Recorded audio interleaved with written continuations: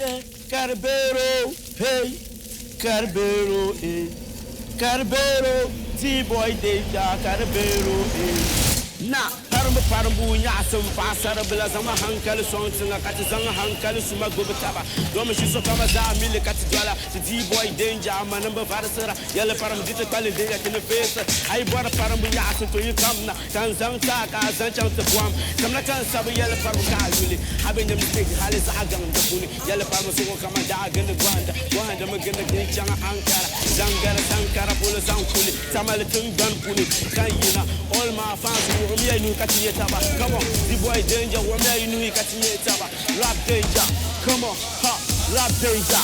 Carabero, hey, the boy Carabero, hey, Carabero, Fatima DJ Carabera, hey, Carabero, Arayena, Jamakaula, hey, Carabero, the boy Danger, Carabero, hey, Carazabro, Carabera, come on.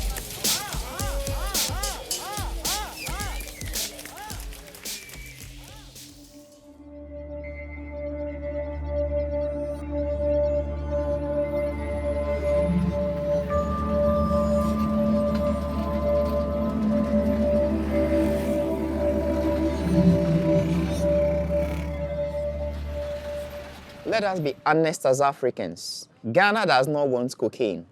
So there are very strict laws on cocaine. We've stopped it. Once you see cocaine, somebody gets arrested. Ghana doesn't want armed robbery.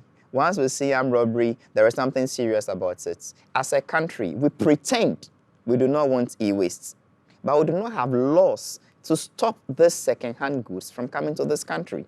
It is sheer pretense. It is sheer hypocrisy. The things we do not want as a country, we fight it.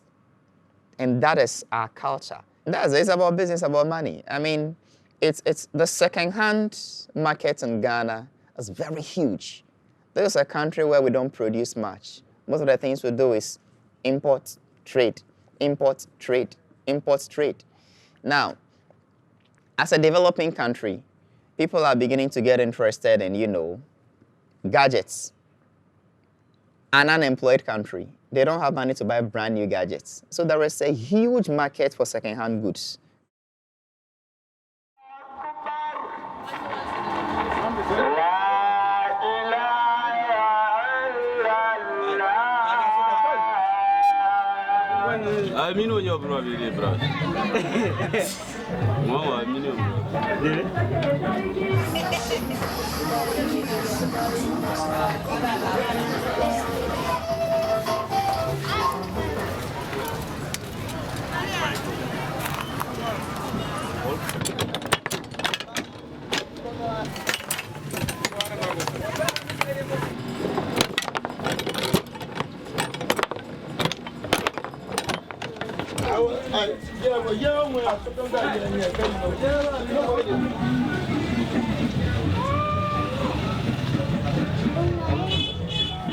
I repair a lot. A day I feel repair only one, and some days come I feel repair like 3 or 5. We know what we are buying. If we want to buy, we do not buy which one we cannot repair. We buy the one we can repair on it. Yes, I like it because I want to have more knowledge more than the one I have here. So I like the way. I like the way. My brother learned me. So I learned it from my brother. Do you know that in Spain for fixing computers normally you have a degree or you study something? And here everyone knows how to fix computers, you know? I know. Everybody knows, they learn.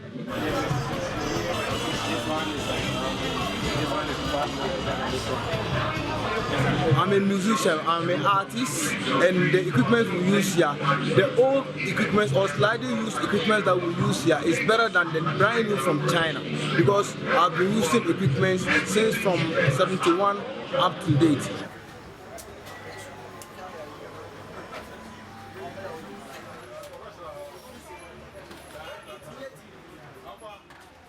We buy home use electronics and we repair some, we sell some. Sometimes we buy them untested.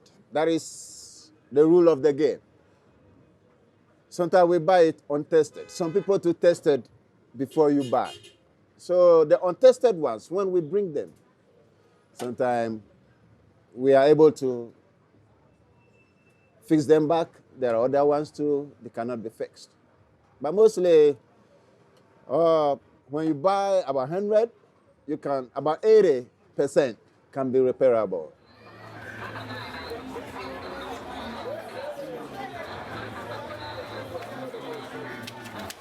I think as a country, it is not our priority. We've not been serious about it. Although we know it exists and we know it is dangerous, there is no concerted effort as a country in addressing this issue. Our position has been clear. The law is clear. Anybody who deposits illegal waste, you send it back. If you don't, and we take it and we recycle it in Ghana, you pay for the cost.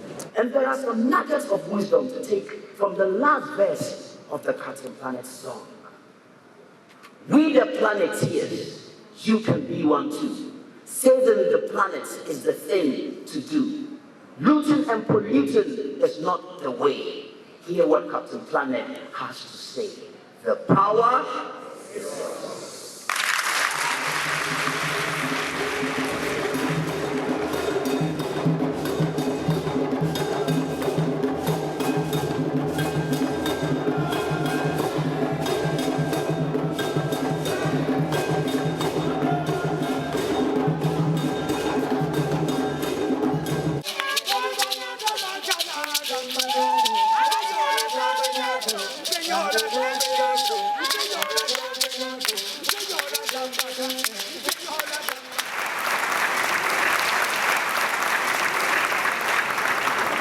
Achieving the above objectives. It is we Ghanaians. If we know this is bad and our leadership knows this is bad, what have they done over the decades? So we may sign conventions and speak about it. It's nice to put on suits and go and stand on TV. You know, e-waste is bad. It is affecting Ghanaians deep down in their hearts, in their daily activities. What are they doing to stop it? Nothing. The leadership of this country has over the years closed one eye on that illegality because stopping it will cost them some votes. And it will take human beings working together to resolve this challenge. If our president goes to sign something tomorrow, as I signed already on e-waste, if it is just a convention that was signed in Geneva or UK or Thailand or Europe somewhere, my grandmother doesn't know about it. She's not going to school before. They are in the majority. There are almost about 25 different terminals. You have to cover the 25 terminals. But with the misdescription of goods, you cannot even cover 25%. You cannot. If you have to shred a container, it takes you almost a whole day to shred a 45-footer container. And whilst you are in there doing that, other areas are free to do what they want.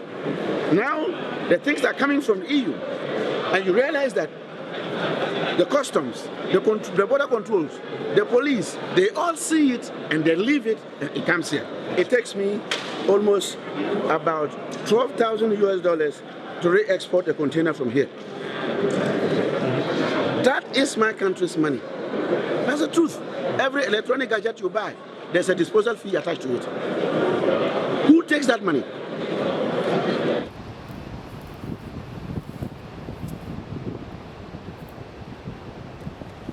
When they import these things and the things get to the Ghana ports, okay, the authorities of this country, they charge some tax on these goods.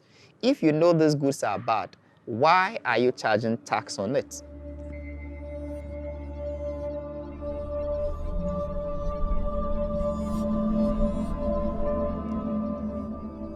The countries that did the best, they had no natural resources, no diamonds, no oil. What did they have? Fixers.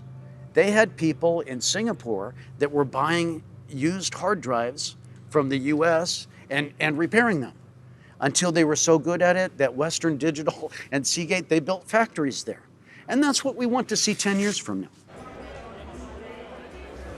A TV repairman is like being an engineer. You know, that's like, They don't have the choice to go to MIT, to become a rocket engineer. They've learned to do something themselves by studying the textbooks, and with their own hands, they fix the wires, fix the circuit boards, and make something that somebody in Africa can now afford. Now they can watch the World Cup. Before they couldn't. Now they can get online and get a Gmail account. Before they couldn't. And you know what? In the end, the manufacturers are going to be happy, because the more people in Africa that can afford to get on the internet, the more people in Africa and South America and India that can learn to have a Facebook account, someday those people are going to want a new computer.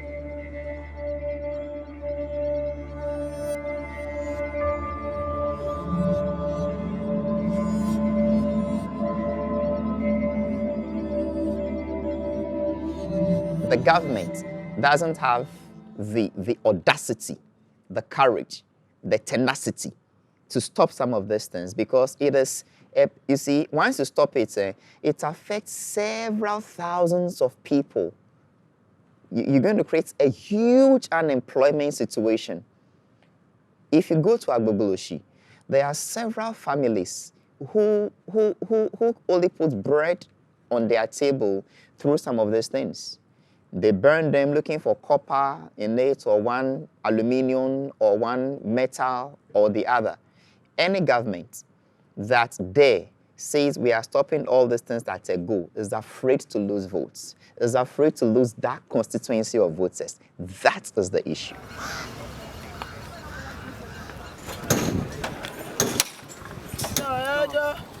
My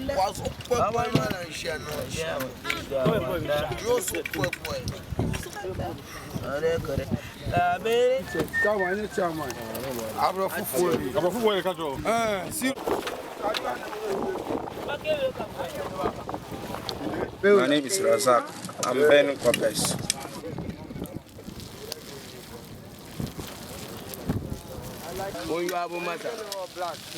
I believe no money, no business. He's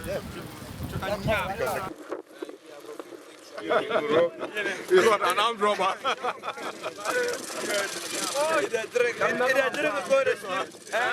When I come out the money, name me Kwanda.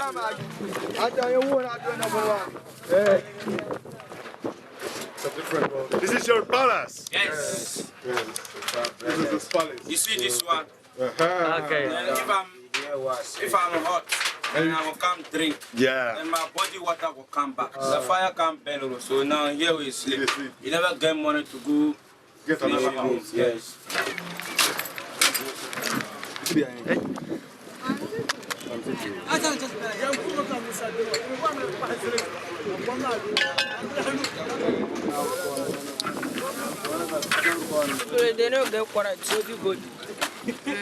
We have a lack of job opportunity. It is our work. We can't stop it. Some even sent to hospital because of the cancer, because of they got cancer on it. So they can't stop it because of the work. When they stop it, they can't get money to eat. They can't even get money to save their life. For me, for instance, I have to do a work, which is what I can do. But sometimes we force ourselves to do things which we cannot do. But we force ourselves to do it because of our lack of money or lack of job. That's why we are doing these things. Some can even work here till they die here because they want to get money. They didn't get it. At the same time, they die. I'm surprised.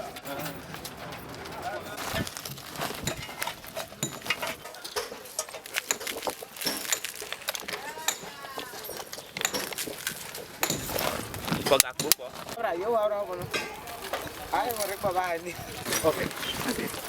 Well, these are very young people who also work here at the dump site collecting the e-waste. Because they are not so strong, what they do is to sift the soil, and they would find some metals which they also go to sell, and then have some money to buy some food. And then it is weighed there. Once they weigh their stuff, then they are paid some money. Another person comes to buy the waste, and it is taken to the port. It is taken to some companies that would need copper or would need other metals.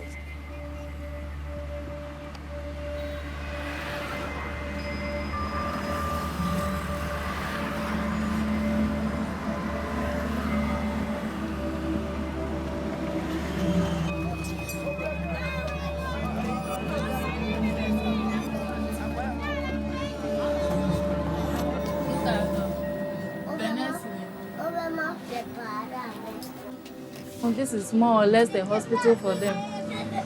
So if they come here, they will complain, oh, I have stomach, I vomit, I run, then you give them medicine. Most of them, when they come, you give them the medicine, they will tell you they can't afford it. So you have to give them the one that is not costive.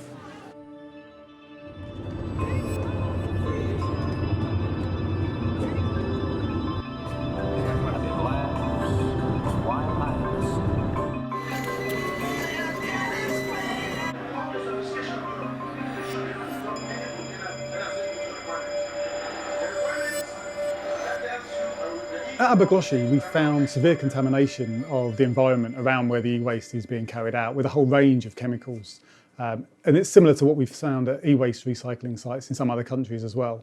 So we found extremely high levels of some toxic metals, things like lead and cadmium, and also a whole complex mixture of organic chemicals. Now, many of these are put in the devices when they're manufactured. Some of them are generated when the plastics in electronics are burnt. A lot of the chemicals are highly persistent. They just don't break down or break down very slowly in the environment, so they'll stay there for many years to come. And some of them can even build up in the food chain. So this whole mixture of chemicals is causing severe environmental contamination around where these e-wastes are being recycled.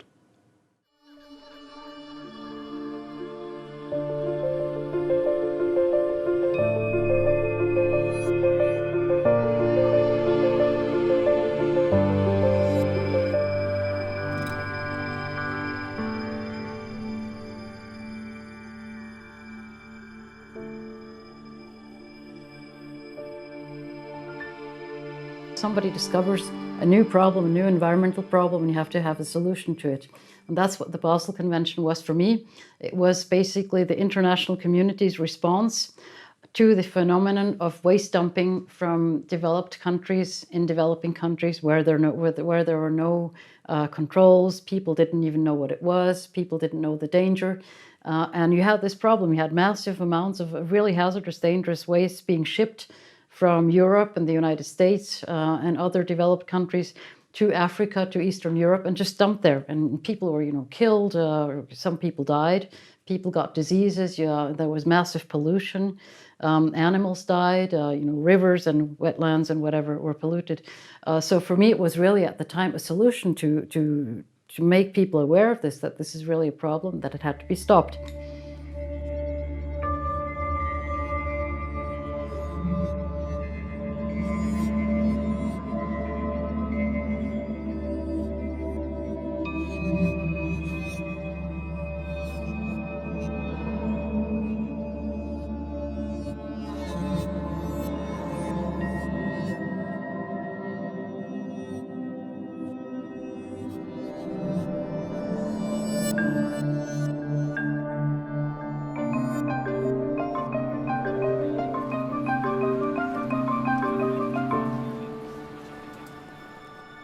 My name is Ugo Valauri, and I'm one of the co-founders of the Restart project, which we started in London in June 2012, and we've been running now for over 2 years for over 70 events just in London alone, and approximately close to 50 events outside of London and internationally, still in the past 2 years.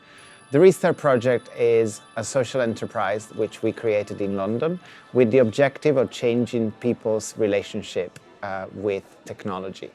Learning how to repair things, and by doing that, learning more how to have control over the digital devices that are multiplying in our everyday life. Well, the Restart project was set up with a very simple slogan that I think is valid for people everywhere in the world. And that slogan is, do not despair, just repair. I think sometimes we underestimate the powerful reality of taking something apart, learning how it works, learning what the fault was, and being personally empowered together with other individuals that help you to put it back together, plug it, and see it working again.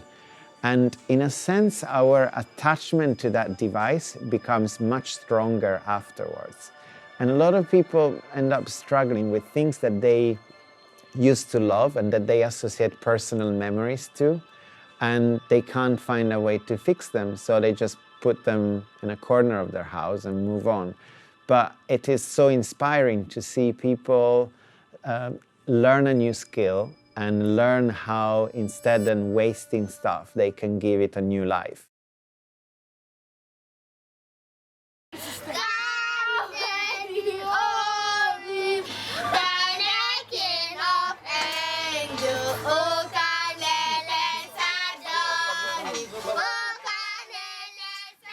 The problem is not telling us this thing is dangerous. Every Ghanaian knows that once you are burning these things and I'm consuming them, it is dangerous to my health. You don't need to go to school to know that, these fumes I am inhaling is dangerous to my health. Immediately it makes you start coughing. It chokes you. You can see it. You don't need to be a doctor. We know it is bad. That we know.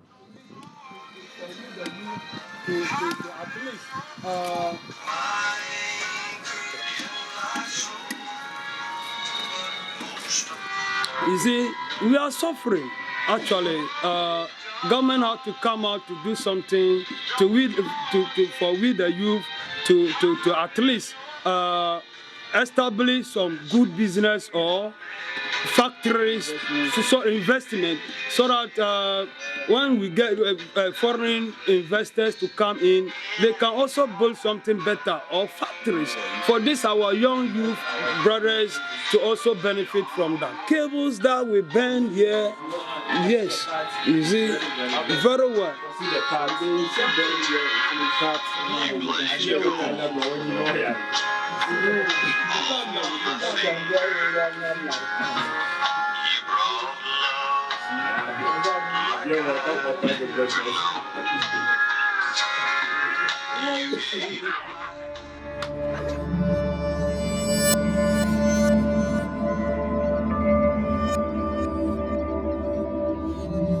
What we did was took three of the leaders, the three musketeers, Yaru, Awal, and Razak, and said, hey, you guys take 4 or 5 of these piles of wires that you were going to burn today, put them in a sack, and bring them up to Tamale with us next week, because we're going to do an experiment. We're going to show you something.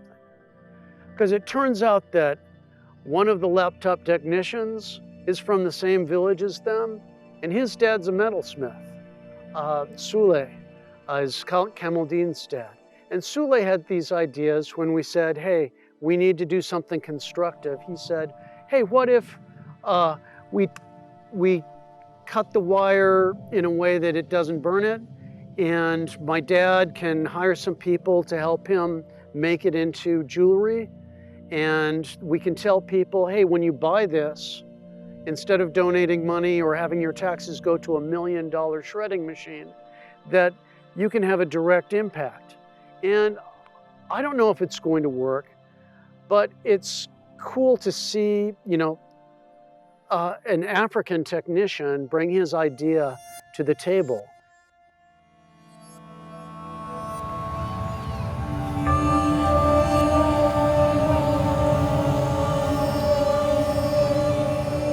In the north, they don't have like ways and means to be able to cater for themselves, you know. Most of them you see here, they don't have parents. Some have single parents, some don't at all. So due to this, they were brought here to be able to work and send some money home and also feed themselves. But when they come here, they found out that here is not like what they have been told, or people told them to be. So now, they are here and they are sleeping over here on this dump site, what we call the e-waste. So they sleep here always, both afternoon, morning, and evening. They eat over here, they do everything over here by burning this crab. So when they burn this crab, they earn something small, like 1 Ghana cedi, 2 Ghana cedi, up to, let's say, 5 Ghana cedi. Those who want to become mechanics, those who want to become, they want to become seamstress. You know, the boys run from there because there's no job in the north. So when they are here, the things that they burn, small, the copper and the rest, they sell it to make some small money, because in the north, it is like farming. And if, let's say, it is not raining, you can't go to farm.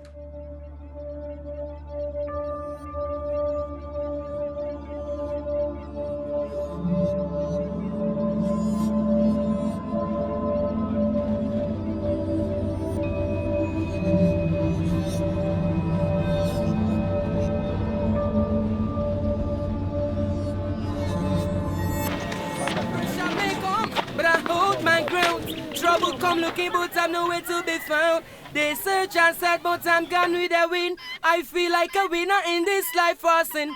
It hurts my heart, makes me feel so bad to see my little brothers and sisters suffer out of the scorching heat. Can't get food for eat. Mr. Wicked Man done to push this no feather. Or you sleep at night, cause it's a superpower. Mama got a skill, ain't get no tool. Papa go no school, the system won't take him for fool. Misleading, the local youth with them guns and drugs. Drive them out of sanity with their materiality. See the house. My father wants sleep. My brother wants sleep here. My father wants sleep here. My mother wants sleep here. Me, which place I go sleep? Me I not get room. Me I not get anything. So me I leave Accra and come back. Me I don't know which place I go sleep. Me I never know.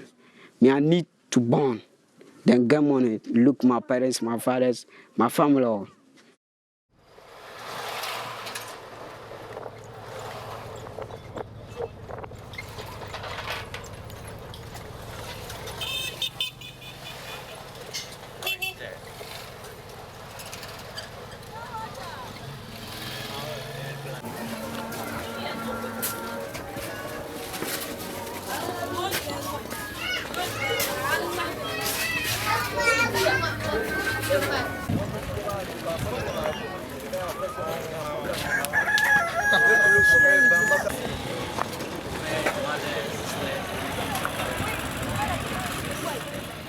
As you can see the flag down there, that is where I used to sleep, where we're heading to, where you can see Ghana flag hanging. That is where, when I came, I usually sleep. It was a place we used to spread, just spread a box around, and then you get something little to just cover yourself, then you sleep.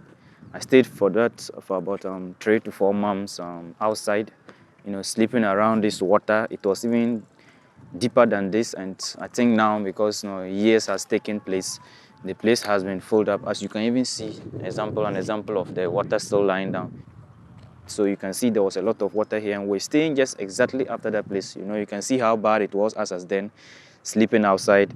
You know, the mosquitoes, aside that, the smell. People used to die, friends used to die, and it was something that was like running through my mind, my brain. I was very bad, and I was like looking, when will I live here, and praying to live.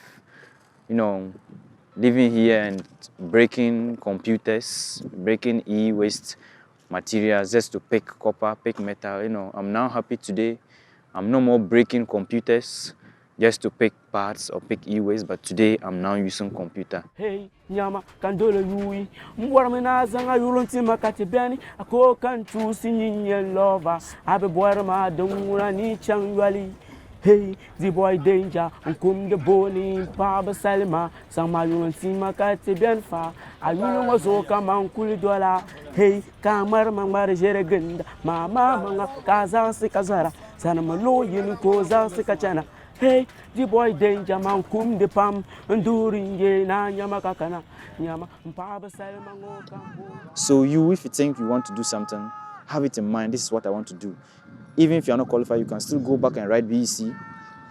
You can use that certificate to apply for something, you understand? And you go into an institution to ask their qualifications and then their tuition, you definitely will ask for forms. Maybe the forms, they say it's 20 Ghana. And I'm sure maybe here you get money, maybe in a week you can get like 30 Ghana. You can save the little. maybe in a month you can go and acquire the tuition. Don't wait for help. You can only like try climbing, then you ask for push. When you try climbing, then people can help push you. You can start with nothing, but you must try to help yourself, yeah, in your own way. Yeah.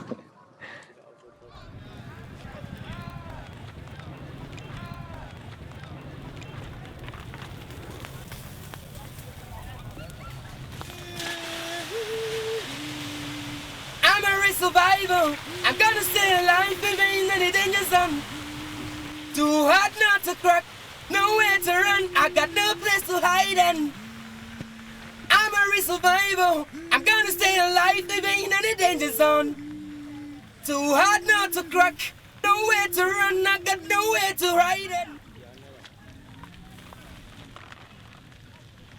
I'm a real survivor.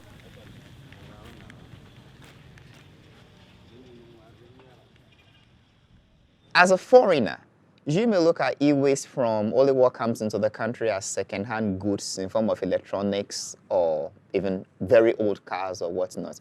My brother, it goes beyond that. Go to the various abattoirs where we slaughter cows and goats. We use ties, car ties, in burning these animals. And this is not a secret. They don't hide to do it. You see them just look for those old used ties, put petrol on it, set it ablaze, and put the animals on it for us to turn it just to burn away the fur, burn away the hair. And this is what we consume. It is not only for the low class, no. The ministers also buy from the chobbers, and that is how they skin their meat. It goes to the restaurants. It goes everywhere. These are day-to-day challenges of e-waste we are seeing.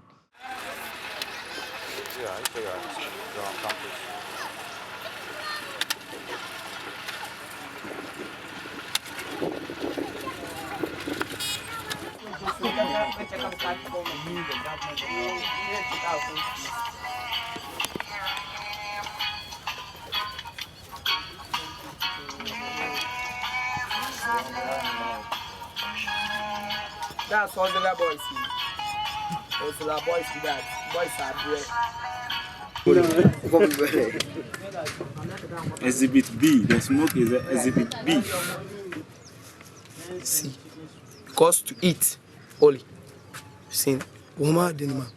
See, all our hands got rashes because of mosquitoes. Mosquito bite. Mosquito bite. You see, when I went inside right now, the red ants, they were eating my legs, and that is where they sleep. See their body. All our body. Look, scratches. Mosquitoes. See, mosquito bite.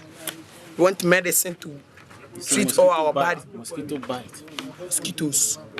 See all this place. All is this place. Mosquito bite. My body is aching. All you see is aching me. Ganja helps. A lot.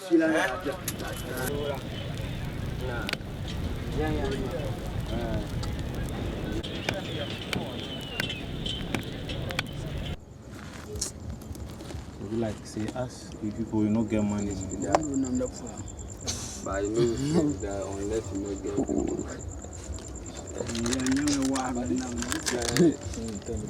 how the person 15 million. Like how you buy low, 10 million. You see the one because no, see that building. But if I can, you go burn them fast. That's what we will do. I will like you the two for this. Manje ma unna possible. We are point bien. 150 of them. I'm point bien.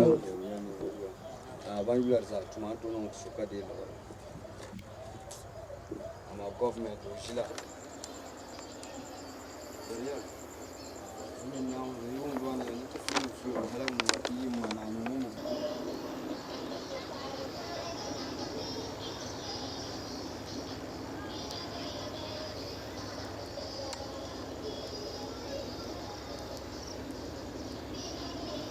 This last week Friday, one of them was going about the road, picking those wires and use computer stuff.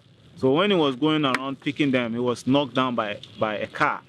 So he didn't die on the spot, but the lady who knocked him with the car have to rush him to our teaching hospital, which is Kolebu Teaching Hospital. But when they got there, the doctors over there didn't attend to him, and due to that, he died. He died on the spot.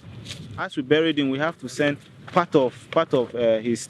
We have like something that we call tradition. So part of the stuff that they move from the fingernails and stuff, we have to be able to send him to the mother, who is the only family in the north. The village that he comes from is Savlugu. So we have to be able to carry the remaining of the body to Savlugu for the family to also see and believe. Because when they see the remaining, they know that yes, it is true, the son is dead. Yeah, so because we don't have the money to go through the necessary procedure where he was not taken care of, and he have to die.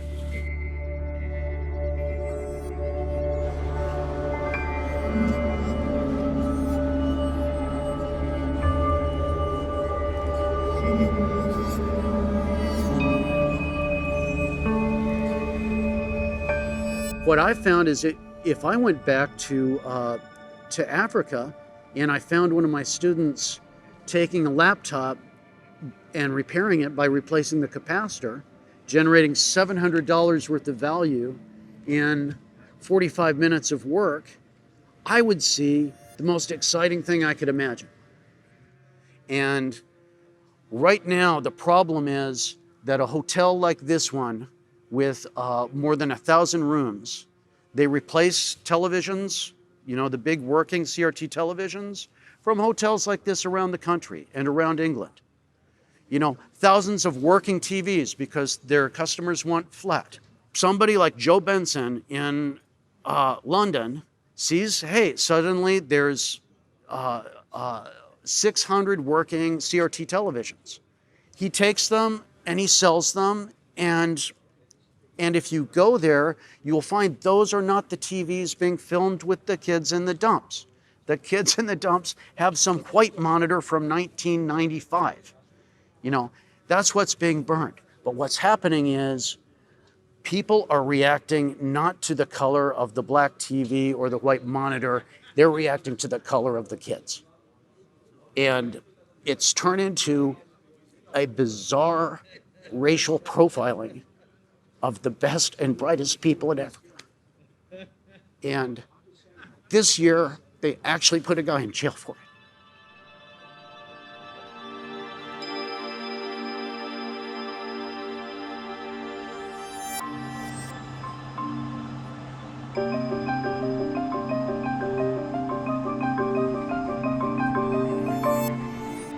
Our business is mainly for reuse, buy and sell. We have customers for all over African countries. Every customer have their file. They have their passport copy on it. They have the company name. They have their invoices. First meeting is 2008, when they start coming around. They now have a clue this business exists. When they start coming, they're not happy with the testing. You will not have a clue with television. So environmental agency can't just stand in, telling you, oh, I open this container, oh, cable of TV is cut. To change the cable take you 5 minutes, 2 minutes to change the cable. I can rewire the whole TV for bloody 10 minutes. If we will not use what we have, we keep on breaking down. We keep on building. What happened to the environment? Environment will get fucked. If the environmental agency really be honest and be truthful, they should go to Africa, force the African government to have recycling everywhere.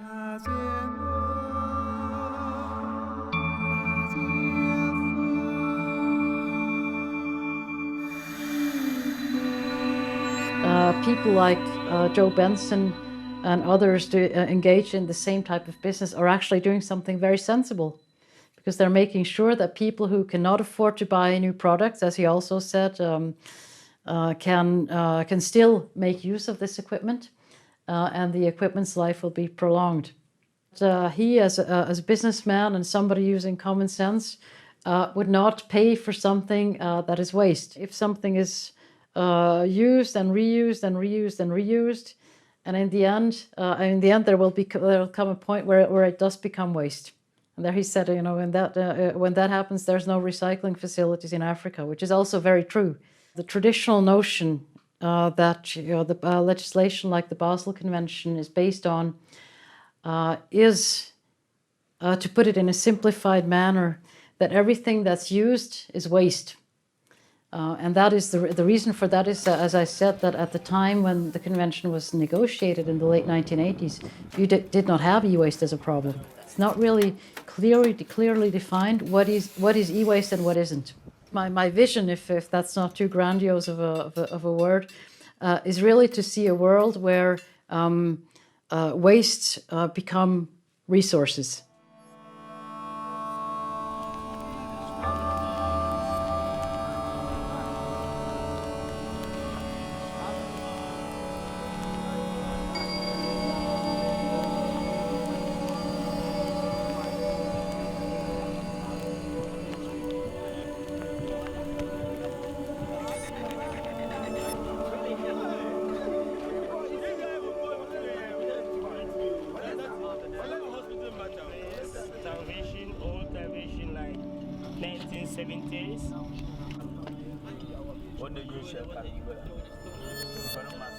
Whereby John Bessie is not the only person who is shipping used electronics to Ghana. So I'm part of it. I'm one of them. Simply because the reason why I say I'm part of it, I'm one of them. The government charged me duty, and I can pay like $10,000 or more when it comes to duty.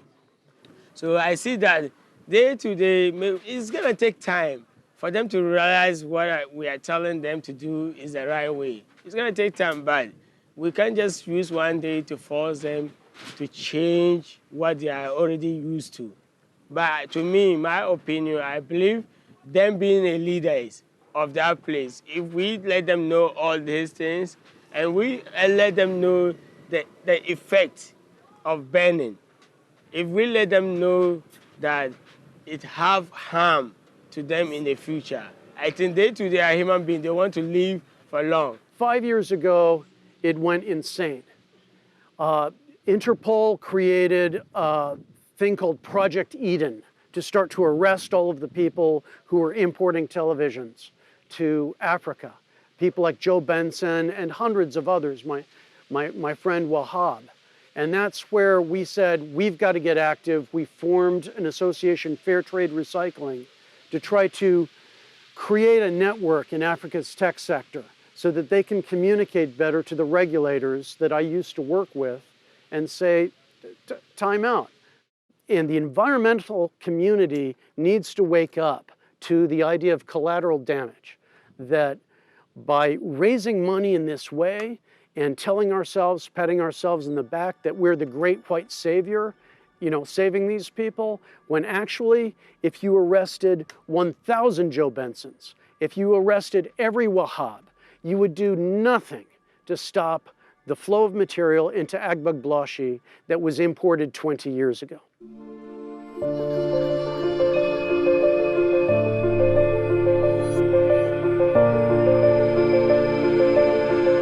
The most harmful thing is the burning of the wire because of the dioxins and the toxins that are created from when you burn off all the plastic to get the copper. So I thought that was the best thing to solve because it's the thing that has the biggest impact on the environment and the biggest impact on the people's health that are doing it. So the way the system works is that you put wires in the top here, and inside there's a shredder that shreds it up. So there's a series of blades that spin around and shred up the wiring. And then it comes out the bottom here. And it comes out as lots of bits of plastic and lots of bits of metal. So that is then a big mix of stuff that you have to separate into, which is the hard bit. So shredding up wire is quite easy. You don't need anything too technical to do that. But then to separate the plastic from the metal, you need to develop another machine to do that, which is this machine over here. Shall I bring it over here or?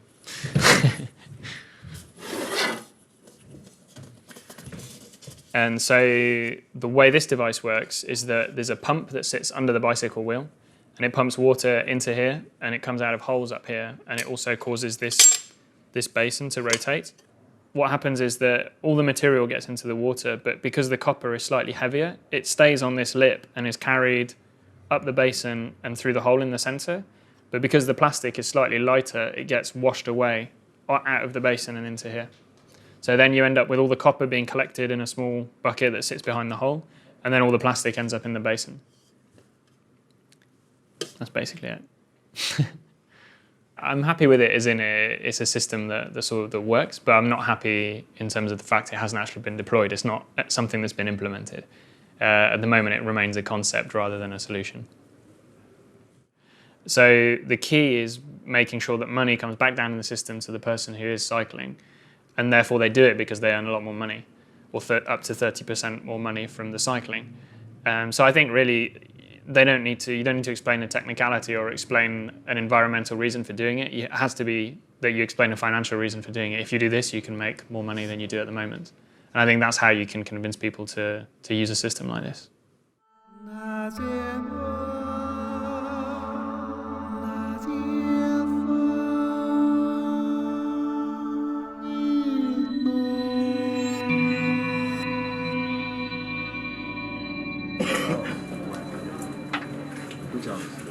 Like you and your people. So, you see, that's why I'm needing to buy a house. This is my brother's house. I can't get house.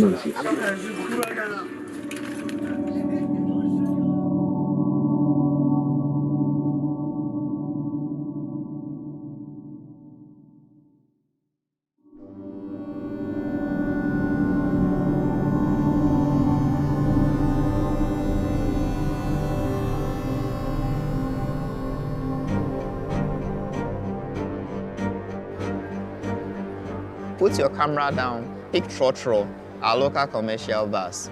You will see many vehicles in the cry here. E-waste. Should I blame the white man? No. Who takes income tax on that vehicle? The government of Ghana. Who gave that vehicle roadworthy license? The government of Ghana. Who insured that vehicle? The government of Ghana. Why should I blame the white man who sits in this country and has not done anything wrong? So it's just blame game. You keep shifting the blame, but you've not solved the problem. Okay, so let's say it is not anybody's fault, but the things are still here. If we really want to stop them, why are we not fighting them?